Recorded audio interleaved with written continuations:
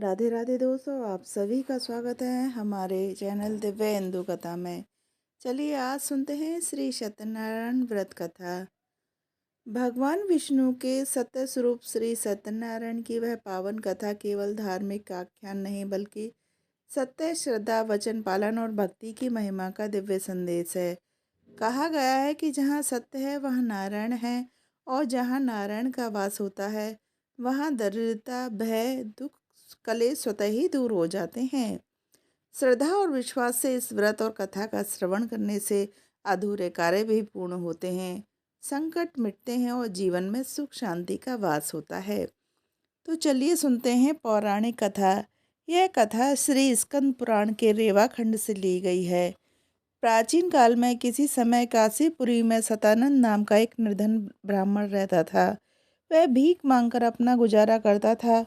उसकी इस दशा से दुखी होकर भगवान विष्णु ने एक बूढ़े ब्राह्मण का रूप धारण कर उनको सत्यनारायण व्रत का सविस्तार विधि विधान बताया और अंतर्ध्यान हो गए।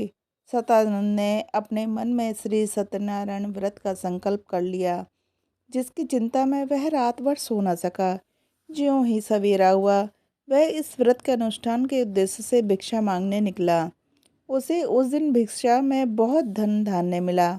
संध्या के समय उसने घर पहुंचकर पूर्ण श्रद्धापूर्वक सत्यदेव का पूजन कर उनका व्रत किया। व्रत के प्रभाव से वह कुछ ही दिनों में संपन्न हो गया। जब तक वह जीवित रहा, उसने नियमित रूप से प्रतिमास इस व्रत का पूजन सहित किया और कथा सुनी। मृत्यु होने पर उसे विष्णु लोक में स्थान मिला। ऋषियों के यह पूछने पर कि सतानंद के बाद इस व्रत को किसने किया, इसके उत्तर में सूत जी ने कहा, एक दिन जब सतानंद वैभववान होकर अपने बंधु बांधवों के साथ एकाग्र मन से कथा सुन रहा था, उसी समय वहां भूख प्यास से व्याकुल एक लकड़हारा आकर कथा सुनने बैठ गया। कथा के बाद उसने प्रसाद खाकर जल ग्रहण किया और सतानंद से जब इस व्रत का प्रयोजन पूछा तो उसने इसे मनवांछित फल देने वाला बताया और अपने पूर्व की कहानी बताई।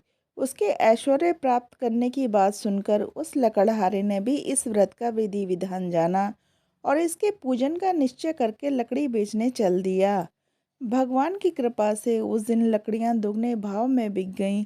लकड़हारे ने उन पैसों से व्रत पूजन की सारी सामग्री खरीद ली और घर आकर अपने भाई बांधवों व पड़ोसियों सहित विधि पूर्वक सत्यनारायण भगवान का व्रत रखकर पूजन किया और कथा सुनी। सत्यदेव की कृपा और व्रत के प्रभाव से वह लकड़हारा कुछ ही समय में धनवान बनकर इस लोक के सारे सुख भोगने लगा। मरने के बाद उसे सत्यलोक में स्थान मिला। इसके पश्चात सूत जी ने कहा, एक कथा का उल्लेख है जो इस प्रकार है। प्राचीन काल में उल्कामुख नामक एक राजा था जो बड़ा ही सत्यवादी और संयमी था। उसकी रानी भी धर्मनिष्ठ थी। एक दिन वे दोनों भद्रशिला नदी के तट पर श्री सत्यनारायण की कथा सुन रहे थे कि वहाँ एक वैश्य आ गया। अपने रत्नों से भरी नौका को किनारे पर बांधकर वह भी पूजा में सम्मिलित हो गया। वहाँ का चमत्कार देखकर उस वैश्य ने राजा से जिज्ञासावश पूछा कि यह कौन सा पूजन है। तब राजा ने बताया कि हम अतुल तेजवान भगवान विष्णु का पूजन कर रहे हैं, जिसके करने से व्रत धारण करने से मनवांछित फल मिलता है। व्रत की महिमा सुनकर वह वैश्य अपने घर लौट आया। घर पहुंचकर इस सारे वृत्तांत को उसने अपनी पत्नी को बताया। उसने यह भी संकल्प किया कि जब मेरे घर में संतान होगी तब मैं भी इस व्रत को करूँगा।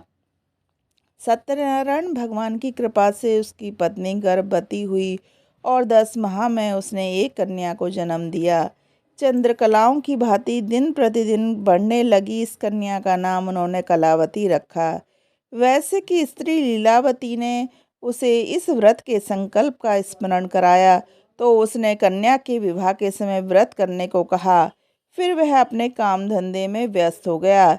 जब कलावती का विवाह हो गया तो लीलावती ने फिर से पति का स्मरण कराया। वैश्य अपने दामाद के साथ समुद्र पार व्यापार करने के लिए बिना व्रत किए ही चला गया। इस कारण सत्यनारायण भगवान उस पर अप्रसन्न हो गए। जिस स्थान पर वैश्य अपने दामाद को लेकर व्यापार करने गया था, उसे रत्नासारपुर नगर के राजा चंद्रकेतु के राज्य में चोरी हो गई। जब राजा के सिपाहियों ने चोरों का पीछा किया तो वे चोरी हुआ किया सारा सामान, धन रत्न आदि पकड़े जाने के डर से भागते भागते वैश्य के डेरे में फेंक गए। जब राजा के सैनिक उसके डेरे में खोजते हुए पहुंचे तो राजा का धन वहां मिला। इस पर दोनों वैश्यों को चोर समझकर सिपाही उन्हें पकड़ कर ले गए और उन्हें कारागार में डाल दिया। राजा ने वैश्य का सारा धन जब्त कर राजकोष में रखवा दिया। इधर लीलावती और कलावती वे भगवान सत्यनारायण के कोप के कारण बुरे दिन देखने लगी थीं। जब उन्होंने अपनी गलती का स्मरण हुआ है तो उन्होंने पति के संकल्प को पूरा न करने पर भगवान सत्यनारायण से क्षमा मांगकर व्रत पूरे विधि विधान से किया। तो वे प्रसन्न हुए और राजा चंद्रकेतु को स्वप्न में दर्शन देकर कहा कि सवेरा होते ही कारागार में बंदी दोनों वैश्यों को उनका धन लौटा दें। राजा ने वैसा ही किया जैसा आदेश भगवान ने उनको दिया था। वैश्य और उनका दामाद दोनों प्रसन्नतापूर्वक अपना धन नौकाओं में भरकर घर की ओर लौट पड़े। इस बीच सत्यनारायण भगवान ने उनकी परीक्षा लेने के लिए एक वृद्ध का रूप धारण किया और उनके निकट पहुंचकर पूछा, तुम्हारी नौका में क्या भरा है? इस पर वह हंसकर बोले, कुछ नहीं, घास फूस और फूल पत्ते हैं महाराज। तथास्तु ऐसा कहकर वह वृद्ध वहां से चल दिए। अपनी नौका को हल्की जानकर उन्होंने देखा कि बहुमूल्य चीजों के स्थान पर नौका में घास फूस और पत्र पुष्प ही भरा था। दामाद और वैसे समझ गए कि उनके झूठ बोलने का यह परिणाम हुआ है। बस फिर क्या था, वे दोनों उस वृद्ध के पैर पकड़कर माफी मांगने लगे। करुणा कर भगवान से द्रवित होकर फिर उन्हें वरदान दिया और वे अंतर्ध्यान हो गए। वैसे कि नौका फिर से धन से परिपूर्ण हो गई। तब उन्होंने वहीं ठहरकर भगवान का व्रत किया, कथा सुनी और तत्पश्चात घर की ओर चल पड़े। लीलावती को अपने पति के वापस लौटने का समाचार मिला तो उसने सत्यनारायण की कथा सुनते हुए अपनी पुत्री कलावती को उनके स्वागत के लिए कहा। पति और पिता के आगमन की बात सुनकर कलावती कथा का प्रसाद लिए बिना ही उनके स्वागत के लिए दौड़ पड़ी, परंतु जैसे ही नदी के पास पहुंची तो वैश्य के दामाद की नौका जल में डूब गई। यह दृश्य देखकर लीलावती और कलावती छाती पीट पीट कर दहाड़े मारकर रोने लगी। इस बीच आकाशवाणी हुई कि हे वाणिक, तेरी कन्या सत्यदेव के प्रसाद को छोड़कर उनका अनादर करके पति से मिलने के लिए दौड़ पड़ी थी। यदि वह घर जाकर अब भी प्रसाद ग्रहण कर ले और फिर आए तो उसका पति जी उठेगा। यह सुनते ही कलावती घर की ओर दौड़ कर गई और उसने प्रसाद ग्रहण किया और अपने पिता और पति के लिए भी ले आई। तब सभी ने देखा कि उसके पति की डूबी हुई नौका जल में स्वतः ही वापस निकल आई है। फिर तो उस वैश्य ने उसके दामाद के परिवार ने जीवन पर्यंत इस व्रत को किया और कथा कराई। इसके बाद सूत जी ने कहा, एक कथा और बताई। एक बार त्वंग ध्वज नामक एक राजा वन में शिकार खेलने गया। वहां उसने अनेक जानवरों का शिकार किया। जब वह लौट रहा था तो उसने एक बरगद के पेड़ के नीचे बहुत से लोगों को श्री सत्यनारायण व्रत की कथा करते देखा। राजा ने ना तो भगवान को नमस्कार किया और ना ही उन लोगों के लिए दिए प्रसाद को भी स्वीकार किया।